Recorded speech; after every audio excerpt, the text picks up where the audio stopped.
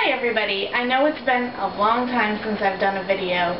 It's been pretty warm here for my liking, so I haven't really wanted to really get the stove on and the oven on and all that. And we don't have a grill, so you know, I know I could do some cold things for you, and I apologize.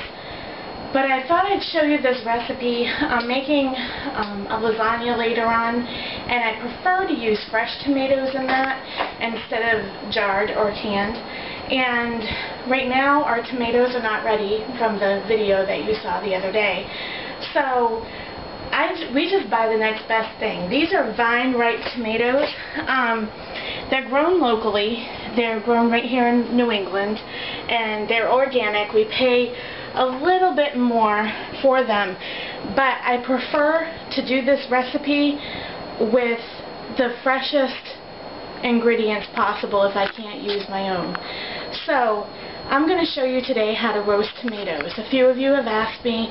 I know that I've had a couple of recipes up on my channel already for my homemade spaghetti sauce and my stewed tomatoes, and I just thought I'd show you this alone by itself, so that way you can do this with your own tomatoes with a recipe.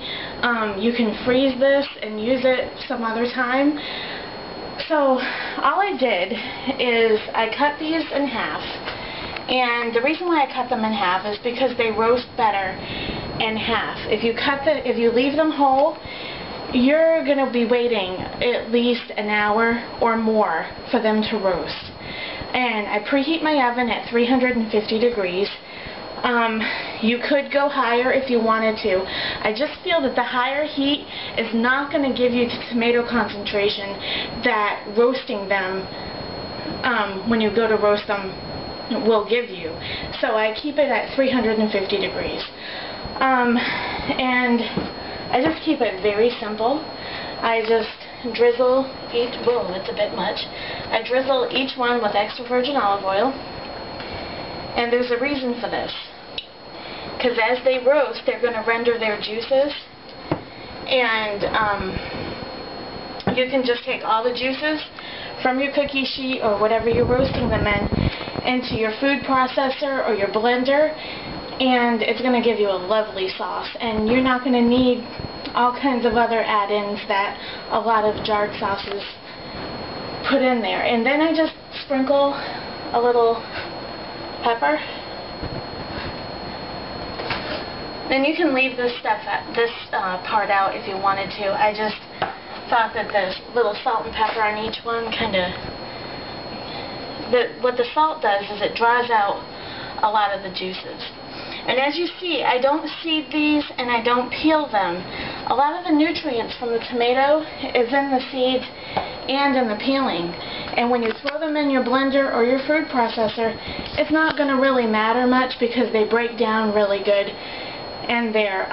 If you don't like the seeds or the peelings, then I guess you could go with just the flesh part of it, but keep in mind you're not going to get all the health benefits and all the nutrients that you would if you kept the seeds and the peels. So we're just going to fire this in here, and this is one of those recipes that you can just throw it in there and leave it be. And I'll come back and I'll show you what they look like when they're done. Hi everyone, we're back. So this is what your tomatoes are going to look like. It's been about an hour and 15 minutes at 350 degrees. Now I'm just going to put them here in the blender, and our blender is so old that I'll probably have to run these through the blender and then come back, because the older things like that get, the louder they are, and I'm sure you guys don't want to hear all that noise. So these tomatoes at 350 degrees took about an hour and 15 minutes. Like I said before, you could go at a higher heat. I just don't like the higher heat method because you lose out on all that concentrated flavor, and that's what's really going to give you such a flavor boost that you're really not going to need to add all kinds of other add-ins.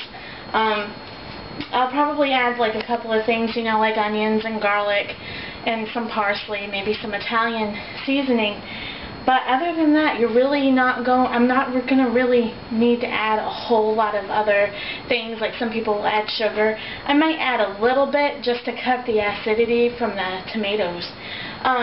So we're going to go away so I can blend these up, and we'll come back and Toby will do a little taste test on them. Okay guys, so this is what your roasted tomatoes are going to turn out to be. If you want to leave them whole the way we had them before, you most certainly could do that. This is a good starter for any tomato sauce, any homemade spaghetti sauce, or even a soup, which it kind of looks like a tomato bisque, just with a few ingredients that I used, which was extra virgin olive oil, salt and pepper, and some tomatoes. That's it. So I'm going to take the camera from my husband. Before I go, though, I want to let you know, even though our filming schedule is really erratic right now, I do blog every day. I blog a recipe that I've either done on a video or that I've done, I just haven't done a video of. So there's some new recipes, there's some old recipes, there's some oldie but goodies on there. There's all kinds of stuff, and you find out a lot more about me and my family through that. So I am going to take the camera from my husband. Check out my blog. It's www.simplyheather-mishmashandotherthings.blogspot.com. You can find me on Pinterest. You can find me on Facebook, where on my Facebook page, it's Heather's Blue Eyes 1975, and I post a link to all my current blogs every single day, from Monday to Friday. If you really like this video and you like what you see, feel free to subscribe if you want to. Otherwise, it's Toby's turn. So live, laugh, and love, everybody, and we'll see you all next time. Okay, well, I got a second here, letting this cool off just for a moment. I want to thank everybody for the kind response to the garden tour video we did, the update from a few days ago. The garden's doing great. I was just out there probably about a half hour ago, and we got tomatoes coming, baby. We got tomatoes. We're going to be tomato poor, and I'm so happy about it. Okay, now, on to the matter at hand. In my left hand,